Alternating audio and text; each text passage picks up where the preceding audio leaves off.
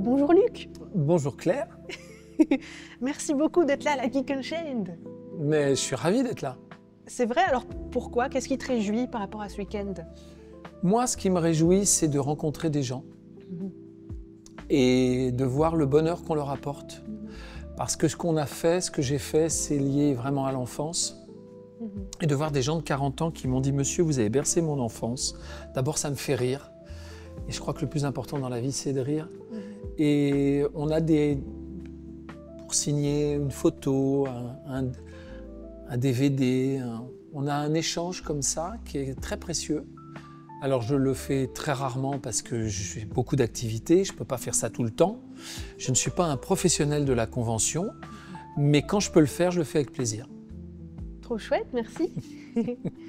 Ben tiens, pour démarrer avec un classique, comment est-ce que tu t'es retrouvé à interpréter le rôle de Marty McFly et est-ce que cette aventure t'a ouvert des portes ensuite? Alors, le rôle de Marty McFly, en fait, est arrivé après 2 autres grands rôles. Okay. Mon premier grand rôle en doublage, c'est Karate Kid, Ralph Macchio. Et mon deuxième grand rôle, c'est Mozart dans Amadeus, en 83. Et le premier opus de Retour vers le futur, c'était en 85. Et entre-temps, j'ai doublé Michael Jackson dans Le Magicien d'Oz de Sidney Lumet.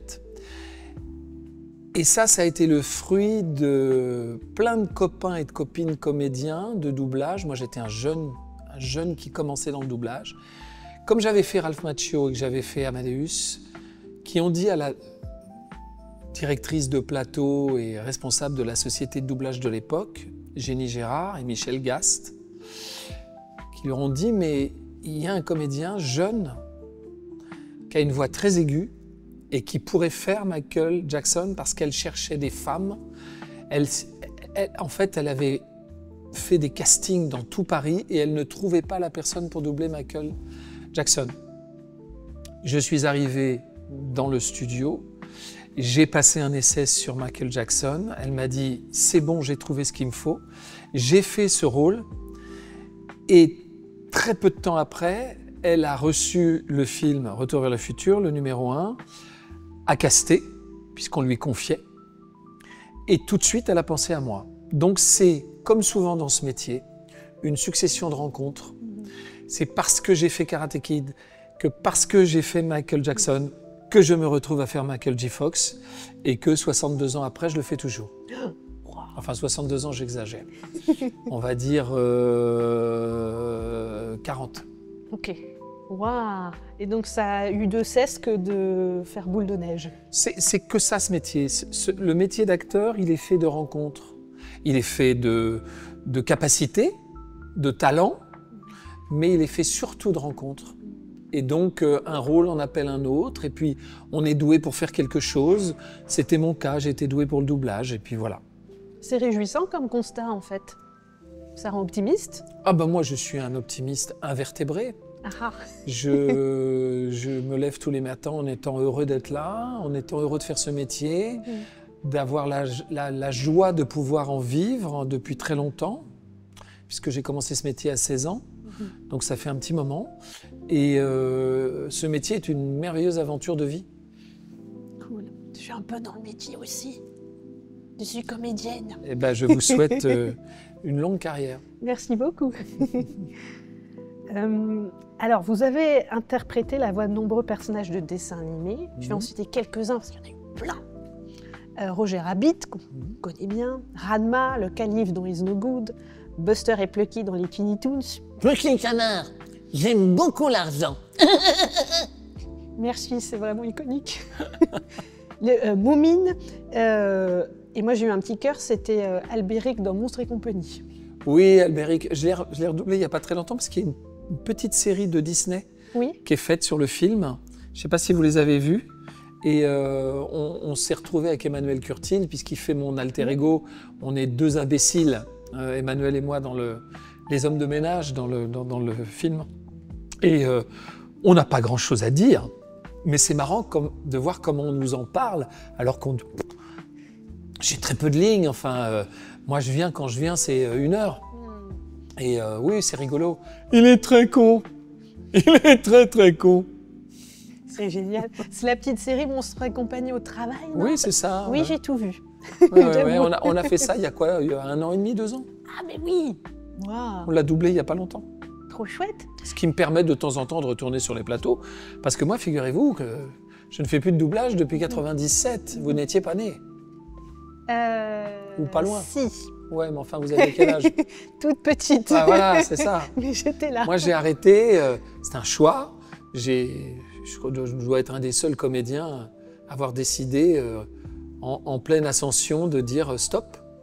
Et parce que j'avais fait le tour de la question et que surtout, moi, je suis un acteur de théâtre, que j'aime le théâtre, que ma vie, c'est le public. C'est pour ça que j'aime les conventions, parce qu'on rencontre le public. Et de jouer tous les soirs au théâtre, c'est quand même mieux que de jouer devant un micro, pour moi. Alors, super transition, merci. Parce que la question...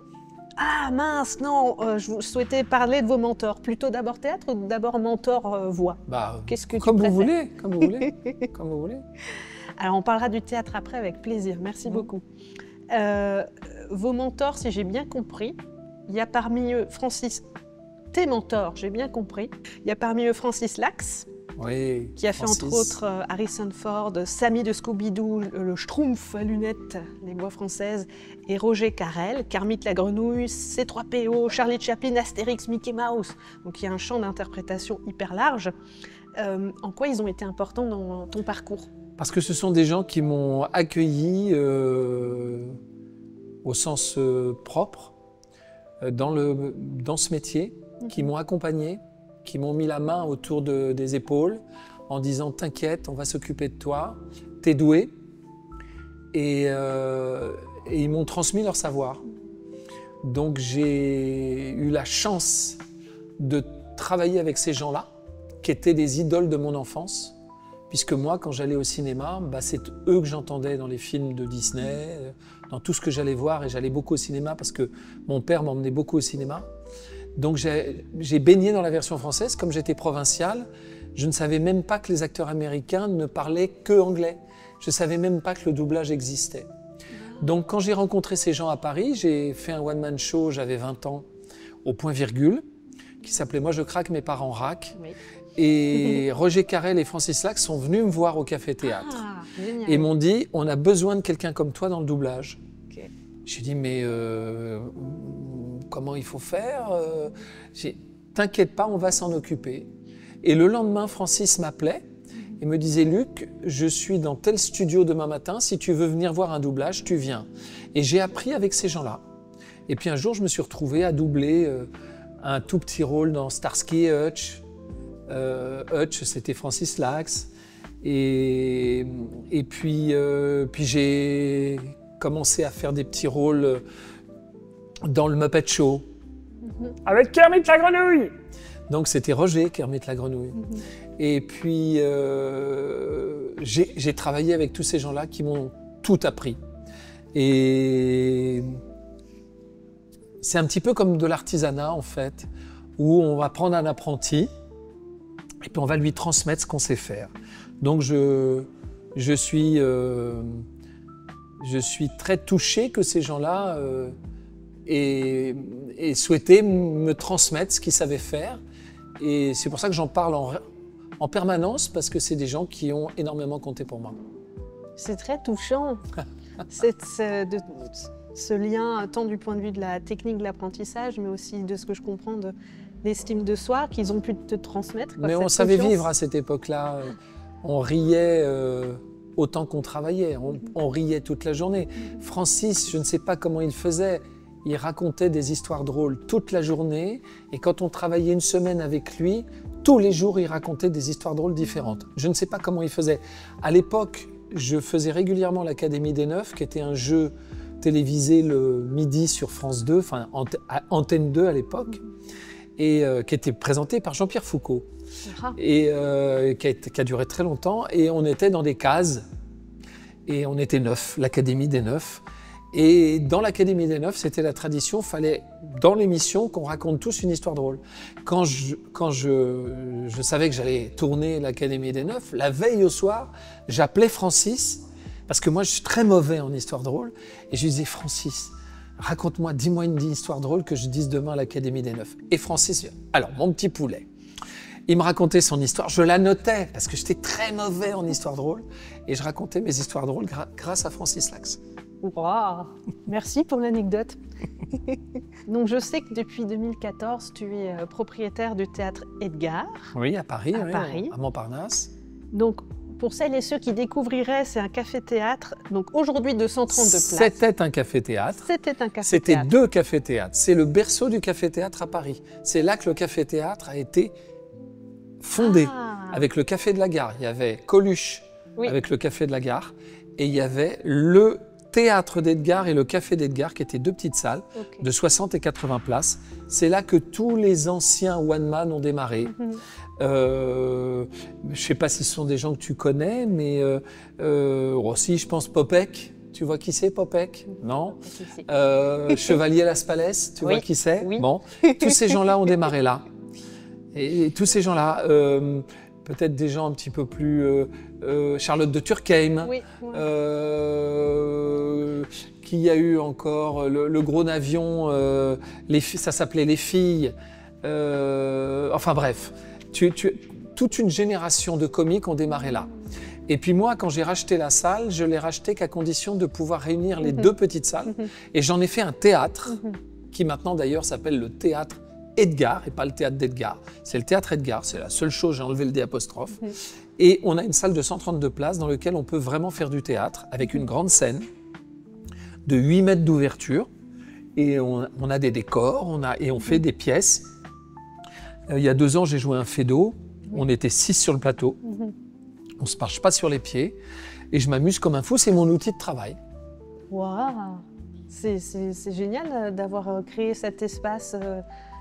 C'est ma liberté, en fait. Ça me permet de créer ce que j'ai envie de faire. Ça me permet de travailler avec qui j'ai envie de travailler. Et je suis quelqu'un d'extrêmement épris de liberté. Donc, quand je décide de faire un truc, je le fais à fond. Mais j'aime bien le décider moi-même. Je n'ai jamais vraiment aimé qu'on m'impose quoi que ce soit. C'est très chouette. Ça a un prix, hein. Ça a un prix. C'est beaucoup de travail. Faut pas se planter, parce que quand on a son théâtre, on a envie de le garder, donc vaut mieux pas trop se planter sur la programmation. Mais bon, ça fait 10 ans que ça fonctionne. Bravo! Merci! C'est génial. Justement, au sein de ce théâtre, tu es comédien, mais aussi metteur en scène. Oui, j'adore la mise en scène, on apprend énormément. Alors justement, est-ce que tu pourrais nous décrire ton univers de metteur en scène? Qu'est-ce qui te Moi, j'aime les acteurs. Ok. Voilà. Donc, un metteur en scène, il doit commencer par aimer les acteurs. Okay. Il n'est pas contre les acteurs, il est là pour les acteurs. Et comme je suis acteur moi-même, je n'impose jamais quelque chose à un acteur. J'ai une grande idée de la manière dont il faut le faire, mais je laisse la personne me proposer des choses, et puis après, c'est moi qui décide. Mais j'essaie de travailler vraiment avec les acteurs. Et des fois, ils me sortent des choses que je n'avais pas imaginées, que je trouve bien mieux que celles que j'avais imaginées. Et on travaille comme ça ensemble. Et en tant qu'acteur, j'apprends beaucoup des autres. Et la mise en scène te permet de vraiment apprendre. Parce que tu as des acteurs qui te sortent des scènes que tu n'avais même pas imaginé qu'on pouvait jouer comme ça et qui marchent très bien. Alors que toi, tu avais déjà une idée préconçue. C'est une école de l'humilité, la mise en scène. C'est pour ça que ça me fait un peu rire les metteurs en scène sur les affiches dans certains théâtres qui sont écrits encore plus gros que les acteurs. Je trouve ça d'une grande injustice. C'est très important, la mise en scène. C'est le maître d'œuvre, c'est celui qui va organiser les choses, qui va donner corps, animer. Mais ce qui est important, c'est l'auteur. Parce que s'il n'y a pas une bonne pièce, il n'y a pas de bon spectacle. Et puis, c'est ceux qui vont donner corps aux personnages, les acteurs. Wow, merci, c'est très précieux, tout ce que tu transmets. Qu'est-ce qu'il y a au show pour la rentrée, au Théâtre Edgar? Alors, il y a au show que pour la première fois, je prolonge 2 pièces qui ont cartonné cette année chez moi. Le Jambon, avec les Décaféinés, un duo comique, je ne sais pas si tu connais, ils font beaucoup de vidéos sur YouTube, ils sont à mourir de rire. Je les adore tous les deux. Ils sont dans la folie, dans l'absurde, mais bienveillants. jamais de méchanceté. Et ma copine Florence Brunold, qui est la dernière chansonnière qui nous reste, qui est plutôt une habituée des deux ânes. Moi, j'aime bien mélanger les univers. Et Florence, avec les décaféinés, c'est formidable. Et donc, on continue jusqu'au 31 décembre. Là, à partir de cet été, tout ça, ça continue. Et puis, j'ai une autre pièce que je prolonge aussi, qui s'appelle La photo de mon pote, de Fabrice Dognaud, qui est une super comédie. Le pitch en 2 mots, c'est on a tous un copain, nous les garçons, on a tous un copain comme ça, un peu gauche, un peu maladroit, un peu boulet, mais super sympa, et qui a du mal avec les filles, qui est timide. Et c'est cette histoire-là. C'est un mec marié, super heureux dans la vie et tout, qui est invité chez son copain un peu boulet. Et puis ce copain, en fait, l'a invité pour lui dire « écoute, j'ai écouté tes conseils, ça y est, j'ai osé sauter le pas, je me suis inscrit sur un site de rencontre. » Son copain lui dit « Putain, c'est génial, c'est formidable, mais c'est bien que tu aies fait ça. » Oui, puis alors, j'ai rencontré quelqu'un. « Non, c'est super. Et comment elle s'appelle? Claire. Oh, mais c'est génial. » Oui, enfin, Claire, c'est un nom un peu commun quand même. Non, mais pas Claire, mais que tu te sois inscrit, que tu aies eu le courage de le faire. Ouais, alors, il y a un petit problème. Ah bon, c'est quoi? C'est que sur le site, j'ai mis un vos noms. Pardon? J'ai mis dans vos noms. Quoi? J'ai mis ta photo. Voilà, c'est la photo de mon pote et c'est une comédie extraordinaire.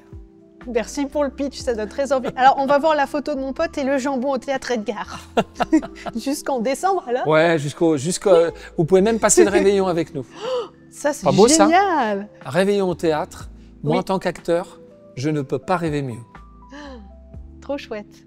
Je voulais te proposer une dernière chose, si Oui. tu es OK, selon. Oui. J'ai préparé, en l'honneur de Francis Lax, un petit extrait des Schtroumpfs, que si tu es OK, on pourrait l'interpréter à 2. Ouais, bien sûr. Et c'est quoi le personnage? Alors, je sais pas si tu as envie de faire Schtroumpf à lunettes en... Je tombe la lunette, il parlait un peu comme ça, je crois. Il a un égo un peu. Oui, très, très comme ça. Je souffre vite. Francis Lax, c'est ça en fait, tu vois. Il parlait comme ça. Génial. Samy, réponds à notre appel. Il parlait comme ça, Francis. Alors, c'est trop bien. Je commence? Oui. Et pour conclure, n'est-ce pas, les petits schtroumpfs, laissez-moi vous assurer que je suis très ému que vous ayez choisi, moi, le schtroumpf à lunettes, pour faire ce discours. Et c'est humblement que je vous remercie avec une grande humilité, une humilité très sincère. Alors, grand schtroumpf, quelle est la partie que vous préférez, n'est-ce pas?